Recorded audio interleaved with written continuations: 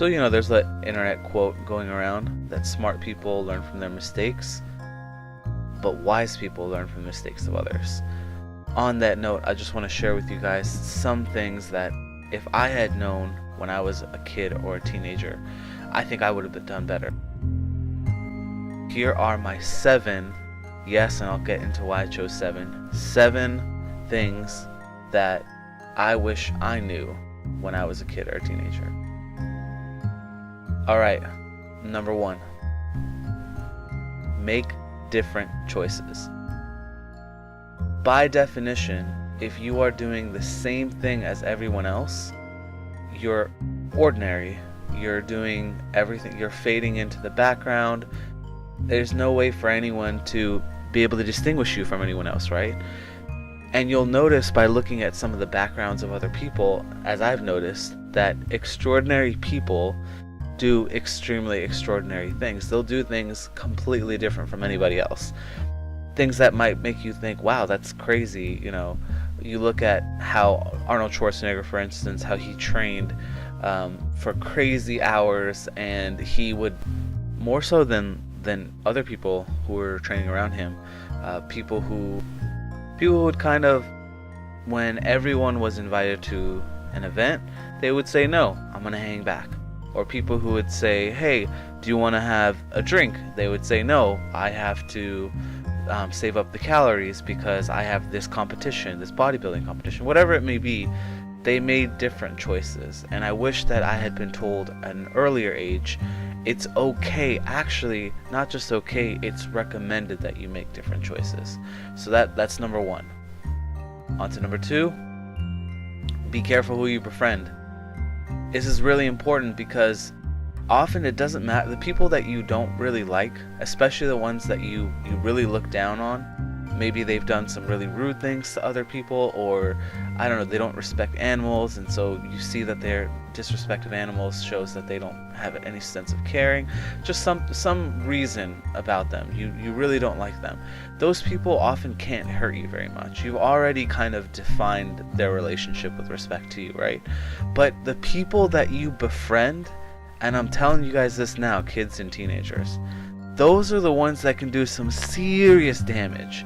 All it takes is 1 or 2 really bad moments from them, and it's painful. It's really, really painful, right? So treachery is considered one of the worst things out there, obviously, and you know, betrayal. There's just so many different things that a close friend can do that someone who you despise won't even have the opportunity to. So for those reasons, don't be so giddy, especially in like high school. Everyone wants to be everyone else's friend, and there's some people you don't want to let into your circle, and if you do and they take advantage of you or they hurt you in some way, it's not 100% your fault, obviously, but just letting you guys know now, if you hadn't let them in your bubble, then you would have been better off. So actually, this is something that no one ever told me, really, but be careful who you befriend. Don't try to be everybody's friend.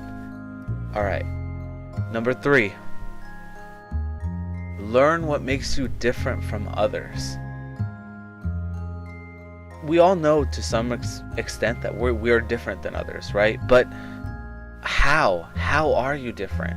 And there was some speech I once heard, and I don't remember who it was by, and the gist of it was, like, actually stop and think, what did I do today that spent a lot of time? Is that something that other people do very often? And just asking myself that over the course of a few weeks, I would be like, oh, this seems pretty normal. And then I would ask others, hey, do you do X, Y, Z? And they'd be like, no. And a whole month, I might not do that much, of this or that or this other task. So I know one thing for me, I'm a news junkie. Every morning, I've got to read and see what the current news climate is, and just checking with other people, right? But they weren't the junkie like I was. I was always wanting to know what was happening, what the latest thing was happening. So what is that for you? What is that thing that you always do, or you do a lot of? And maybe you just think it's normal, but you find out it's not. Learn what makes you different from others. And on that note, we're moving to number 4, harness your strengths. Once you figure out what sets you apart, maybe you're really good at analyzing situations, or you're really good at public speaking, whatever it may be, harness that strength. What positions or what roles can you fill that set you apart that others might not be able to easily fill?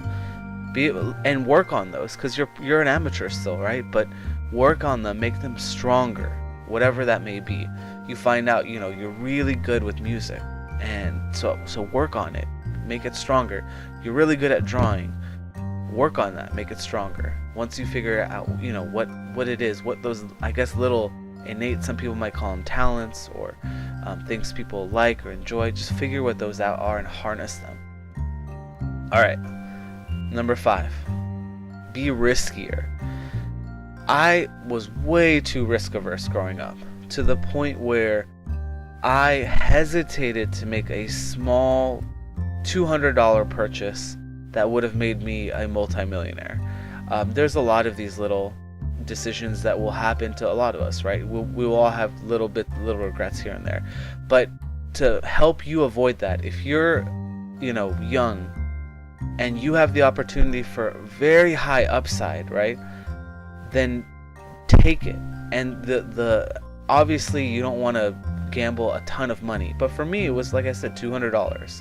So if you have the opportunity to invest $200 in something with huge potential upside, it's worth it. Do it every single time. Anything that low of an investment with that huge odds, you should 100% take it. So be willing to take risks, and don't be so risk averse that $50 to $100 lost is the end of the world for you.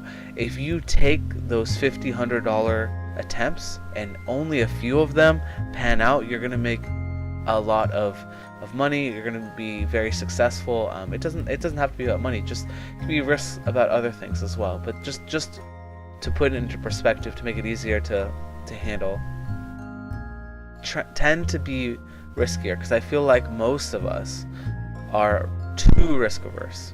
So that's number 5. Number 6,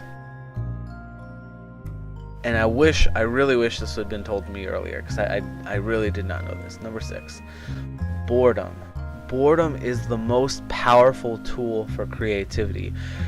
We now have technology that makes it so you almost never have to be bored.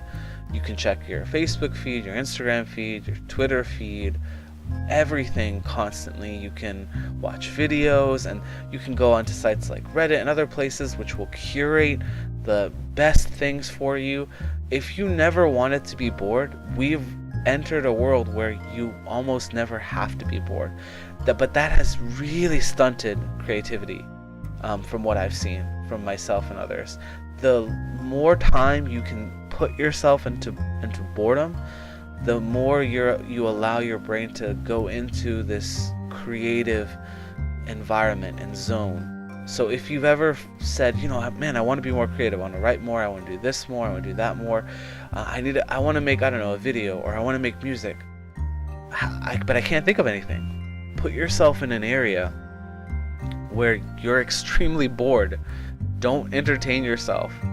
Think about it, ruminate on it, and see what happens. And okay, on that note, the last one, number 7, creativity is a muscle. So if you don't use it, it tends to weaken. If it's a muscle, make time to exercise it. Make time to use it in some way, because you will start losing it, and you will start regretting it. So make time to move that muscle. I mentioned earlier why this list was 7. Going back to number 1, make different choices. I didn't want it to be 5. I didn't want it to be 10. It's like, let's do 7. We're gonna do 7. 2018's out, but I wanted to get this live. So thank you guys. Out. Bye.